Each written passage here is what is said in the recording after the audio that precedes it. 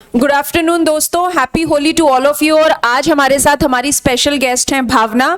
She is from Beawar और recently जो CMA inter के एग्जामिनेशन हुए, जो रिजल्ट डिक्लेयर हुआ, उसमें इन्होंने all India 4th rank score की है। ठीक है, बहुत बड़ी बात होती है all India 4th rank score करना, and she deserve this rank. आज हम इनसे बात करते हैं इनके बारे में कि क्या इन्होंने स्ट्रैटेजी फॉलो की और क्या ऐसी चीज थी जिसके कारण ये all India 4th rank score कर पाई। तो भावना, स्वागत है आपका हमारे YouTube चैनल पे।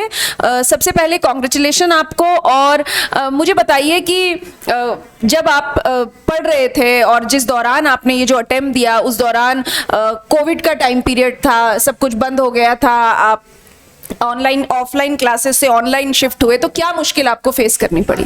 सबसे पहले तो ऐसा था कि मतलब 2 लाइन ऑफलाइन का आदत पड़ गया था, तो सब कुछ अच्छा लगता था। बिल्कुल। फिर घर जाके एकदम ऐसा ना, मतलब स्क्रीन टाइम बहुत ज़्यादा इंक्रीज हो गया कि 8 आवर्स तक कम लगातार क्लासेस चलती थी। ठीक है। तो आईज का भी प्रॉब्लम आया था, इवन स्पेक्स का भी नंबर इंक्रीज हो गया। अच्छा। Okay okay. हेडेक भी होने लग गया था, फिर ये सारी प्रॉब्लम्स थी। तो कैसे इनको कोप अप किया आपने? स्क्रीन टाइम बढ़ गया था, ऐसे हैबिट हो गया। मतलब स्टार्टिंग में ऐसा प्रॉब्लम फेस करना पड़ा, फिर धीरे धीरे मतलब सब कुछ ठीक करके ऐसे करके। ओके।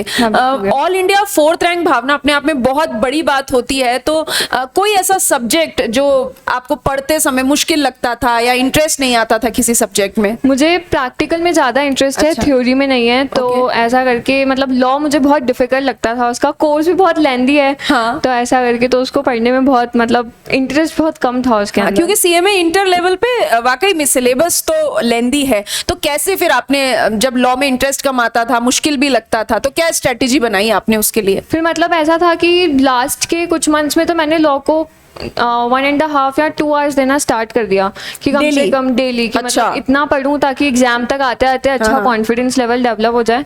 ओके। क्योंकि ये बात आप नोट करिए कि जब हम किसी चीज से डरते हैं तो हमें उससे भागना नहीं है। अगर हम उससे भागेंगे तो वो भी हमारे से भागेगी। लेकिन भावना ने भागा नहीं, उन्होंने हर दिन लॉ को ज्यादा पढ़ना स्टार्ट किया, जबकि उसमें उनको इंटरेस्ट कम आता था और उनको मुश्किल भी लगती थी लॉ।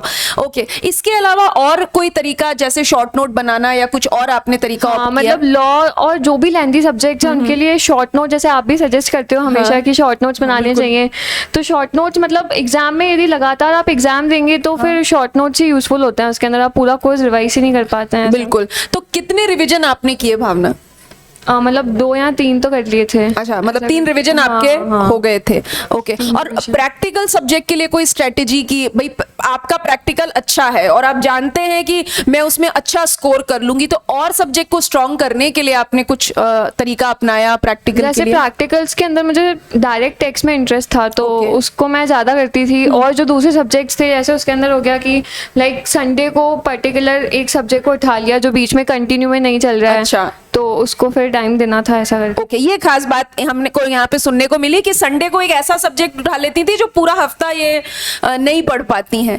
और इसके अलावा जैसे आपको पता था कि मुझे बोथ ग्रुप देने हैं, ठीक है, तो क्या आप किस तरीके से पढ़ाई करी आपने? पहले एक ग्रुप किया, फिर दूसरा ग्रुप उठाया, या दोनों ग्रुप साथ साथ चलाए? ये बड़ी मुश्किल आती है स्टूडेंट्स को कि हम पहले फर्स्ट ग्रुप करें फिर सेकंड ग्रुप उठाएं, या क्या तरीका आपने ऑप्ट किया उसके लिए? जैसे डिसाइडेड तो था ही कि दोनों ग्रुप देना है, तो साथ साथ में दोनों ग्रुप्स को चला, मतलब साइमल्टेनियसली ऐसा चला। अच्छा। तो कैसे सब्जेक्ट कैसे पिक किए, फर्स्ट ग्रुप के और सेकंड ग्रुप के? एक दिन मतलब में? जैसे जो ऐसे सब्जेक्ट्स थे जो हार्ड पढ़ते हैं या जिसमें मुझे इंटरेस्ट नहीं था, तो उनको पहले प्रायोरिटी पे, और जो सब्जेक्ट्स मेरे को सही लगते थे तो उनको ऐसा थोड़ा कम प्रैक्टिस करके। ओके। तो और मतलब आपको पता था कि 8 दिन लगातार पेपर होने वाले हैं, ठीक है, तो जब 8 दिन एग्जाम चलते हैं, उसके पहले के 10-15 दिन की क्या स्ट्रेटेजी थी? मतलब किस सब्जेक्ट को या किस चीज पे आपने फोकस किया? भाई आज से एग्जाम शुरू होने वाले हैं, तो उससे पिछले 8-10 दिन कैसे रहे? क्या स्पेसिफिक पढ़ाई की? मतलब जो इम्पोर्टेंट टॉपिक्स थे वो कवर करना स्टार्ट कर दिया एक बार वापस से, ताकि एग्जाम के जस्ट पहले कि डिफिकल्टी नहीं आए ऐसा। और क्या कुछ डर था कि 8 पेपर लगातार कैसे दूंगी, भाई पूरा मतलब कंटिन्यूस 8 पेपर देने हैं, तो डर लगा था थोड़ा? हाँ, डर तो लगा था। सो कॉन्फिडेंस लूज हो रहा था, और फिर सारा पेपर पैटर्न भी मतलब अभी चेंज हुआ था, ऑनलाइन, फिर टाइपिंग का प्रॉब्लम, तो उस वजह। तो फिर क्या किया, मतलब उस डर को भगाने के लिए क्या किया कि अभी तो 8 पेपर लगातार देने हैं? अब मतलब बस ऐसा सोच लिया कि अब देने ही हैं आज तो। नहीं है। है ना? हाँ, मन के हारे हार है, मन के जीते जीत। तो भाई मन में सोच लिया कि 8 पेपर देने हैं तो फिर तो देने ही हैं।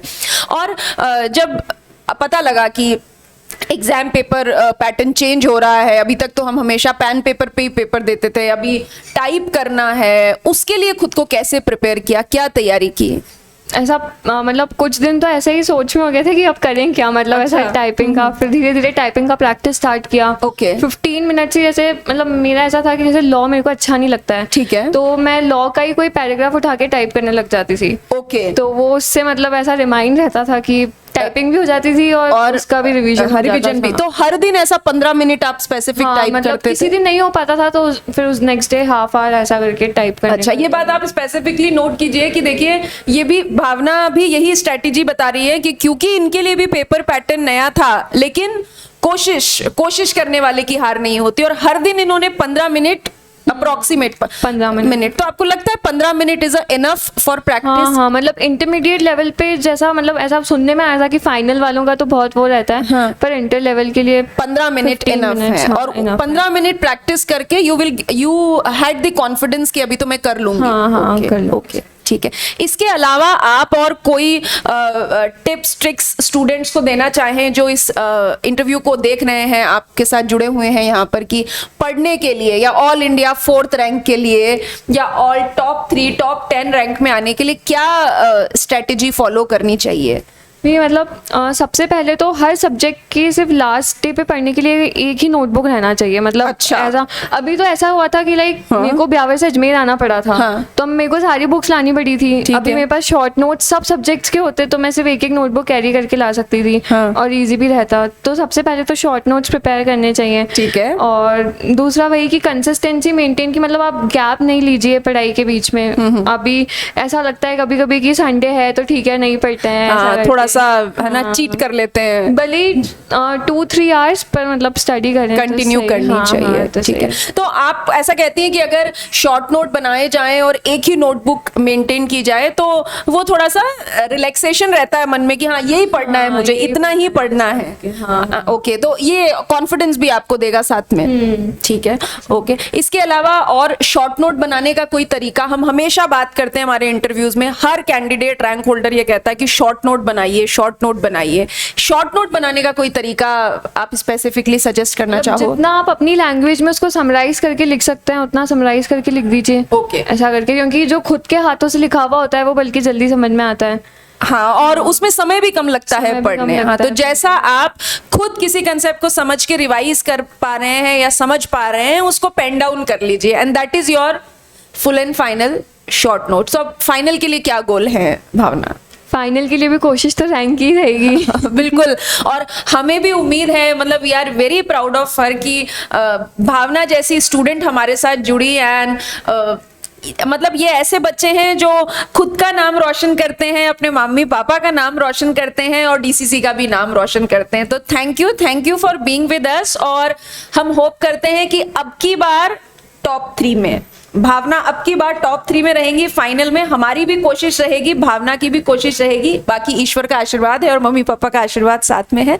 तो thank you Bhavna, thank you so much being with us. और स्टूडेंट से बात करने के लिए, कंसिस्टेंसी के बारे में बताने के लिए एक नोटबुक अपनी रखिए, शॉर्ट नोट वाली। ये बहुत अच्छी बात भावना ने बताई, ताकि छोटा समराइज्ड कंटेंट आपके पास रहेगा और फिर मंजिल आपकी दूर नहीं है। Thank you so much Bhavna. Thank you ma'am.